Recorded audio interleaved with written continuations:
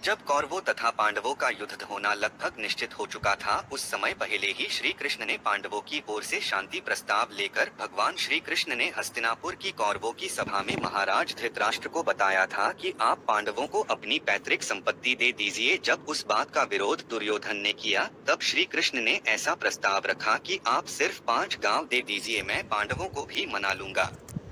जब दुर्योधन नहीं माने तो श्री कृष्ण के प्रयास के उपरांत वहां भगवान परशुराम जी का उसी सभा में आगमन हुआ था और वहां उस सभा में परशुराम जी ने बहुत बड़ी रहस्य की बात बताई थी। उसे सुनकर सब दंग रह गए थे।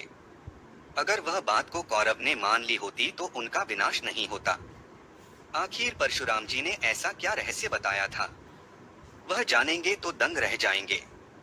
इस बात का उल्लेख महाभारत के उद्योग पर्व अध्याय 96 में वेद व्यास जी के बताए अनुसार सभा में श्री कृष्ण के शांति प्रस्ताव के उपरांत परशुराम जी ने कौरव सभा में सबको संबोधित करते हुए कहा था, तुम सब निशंक होकर मेरी ये उदाहरण युक्त बात सुनो, यह सबके लिए कल्याणकारी और उत्तम होगी।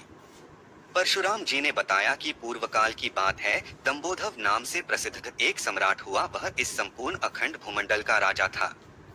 वे महारथी राजा प्रतिदिन ब्राह्मणों और क्षत्रियों से इस प्रकार पूछा करते थे, क्या इस जगत में कोई ऐसा शस्त्रधारी है जो युद्ध में मुझसे बढ़कर अथवा मेरे समान भी हो सकता है। उस समय विद्वान ब्राह्मणों ने बारंबार आत्म प्रशंसा करने वाले उनको मना किया। उनके मना करने पर भी वे ब्राह्मणों से बार बार प्रश्न करते ही रहे। उनका अहंकार बहुत बढ़ गया था। राजा को यही प्रश्न बारंबार दोहराते देख तपस्वी ब्राह्मण क्रोध से तमतमा उठे और उनसे इस प्रकार बोले, राजन, जो ऐसे पुरुष रतन है जिन्होंने युद्ध में अनेक योद्धाओं पर विजय पाई है, तुम कभी उनके समान न हो सकोगे। हमने सुना है कि वे नर नारायण नाम वाले तपस्वी है जो इस समय मनुष्य लोक में आए हुए हैं। तुम उन्हीं दोनों से युद्ध करो। सुना है वे दोनों तपस्वी नर और नारायण गंधमादन पर्वत पर ऐसी घोर तपस्या कर रहे हैं जिसका वर्णन नहीं किया जा सकता। यह सब सुनकर राजा ने विशाल सेना को सुसज्जित करके उस स्थान की यात्रा की जहां नर और नारायण विद्यमान थे। वहां पहुंचकर उन्हें नमस्कार करके दंबोधव ने उन दोनों का कुशल समाचार पूछा। तब नर और नारायण ने राजा का स्वागत सत्कार करके उन्हें भोजन के लिए निमंत्रित किया। साथ में उन्होंने अपना सारा वृतांत पुनः सुना दिया और कहा, मैंने अपने बाहुबल से सारी पृथ्वी को जीत लिया है तथा संपूर्ण शत्रुओं का संहार कर डाला है। अब आप दोनों से युद्ध करने की इच्छा लेकर मैं इस पर्वत पर आया है। नर नारायण ने कहा, हमारा यह आश्रम क्रोध और लोभ से रहित है।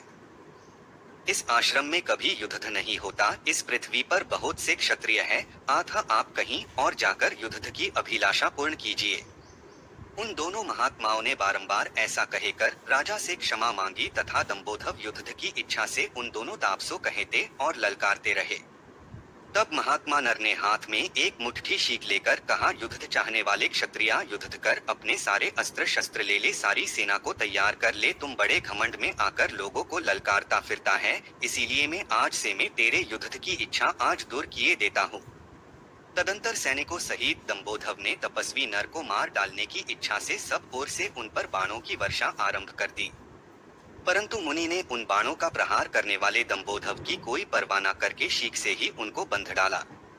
फिर महर्षि नर ने उनके ऊपर भयंकर अशिकास्त्र का प्रयोग किया जिसका निवारण करना असंभव था। इस प्रकार नर ने माया द्वारा अपने बाणों से ही दंबोधव के सभी सैनिकों को बींध डाला। राजा दंबोधव बाणों से भरे हुए समूचे आकाश को श्वेत वर्ण हुआ देखकर नर नारायण के चरणों में गिर पड़े और बोले, भगवंत मेरा कल्याण हो। उस समय भगवान नर ने उनसे कहा, आज से तुम धर्मात्मा बनो, फिर कभी भी ऐसा अभिमान न करना, फिर कभी घमंड में आकर अपने से बड़े या छोटे किसी राजाओं पर किसी प्रकार भी अपने बल का घमंड न करना। ऐसा कहकर उसे माफ किया। उसके बाद राजा दंबोधव उन दोनों महात्माओं के चरणों में प्रणाम करके अपनी राजधानी में लौट आए और धर्म का आचरण करने लगे। इस प्रकार पूर्व काल में महात्मा नर ने महान कर्म किया। उनसे भी अनेक गुणों के कारण भगवान नारायण श्रेष्ठ है। अथ राजन, मैं तुम्हें मार्ग प्रशस्त करता हूँ कि जब तक श्रेष्ठ धनुष गांडीव पर दिव्य अस्त्रों का संधान नहीं किया जाता तब तक तुम अभिमान छोड़कर अर्जुन से मिल जाओ, संधि कर लो। क्योंकि राजन, मैं जानता हूँ नारायण जिन के बंधु है वे नर स्वरूप अर्जुन युद्ध में दुसह है। क्योंकि उन्हें उपर्युक्त सभी शस्त्र अस्त्रों का उत्तम दिव्य ज्ञान है। युद्ध भूमि में जिनकी समानता कोई भी नहीं कर सकता, उन विजयशील वीर कपिध्वज अर्जुन को जीतने का साहस तीनों लोकों में कौन कर सकता है। महाराज अर्जुन में असंख्य गुण है एवं भगवान जनार्दन तो उनसे भी बढ़कर है। राजन, आज तुम और यह बड़ी सभा जान लो, दोनों महात्मा जो नर और नारायण के नाम से प्रसिद्ध है, वे ही अर्जुन और श्री कृष्ण है। तुम्हें ये ज्ञात होना चाहिए कि वे दोनों पुरुष रत्न संसार में सर्वश्रेष्ठ वीर है। भारत, तुम्हें तनिक भी संदेह नहीं है तो मेरे कहने से श्रेष्ठ बुद्धि का आश्रय लेकर पांडवों के साथ संधि कर लो और अपने कुल को बचा लो, अपने पुत्रों को युद्ध में जाने से रोक लो।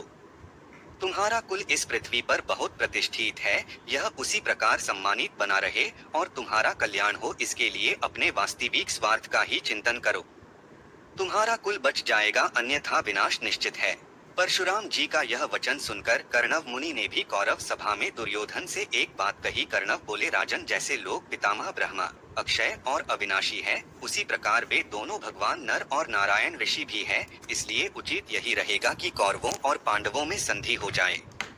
परंतु घमंड में उस अल्प बुद्धि दुर्योधन तथा पुत्र मोह में अंधे हो चुके धृतराष्ट्र को इन सब की सुसंगत बातें समझ नहीं आई और उन्होंने परशुराम जी की सलाह का मान नहीं रखा।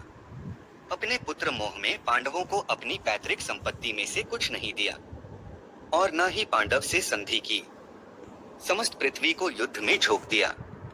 इसके परिणाम स्वरूप कुरुक्षेत्र में महाभयंकर महाभारत का युद्ध हुआ और जिसमें सभी कौरव का विनाश हो गया और लाखों लोग काल के गाल में चले गए। अंततः नर नारायण रूपी अर्जुन और कृष्ण जिस पक्ष में थी, उसी पांडव का विजय हो गया।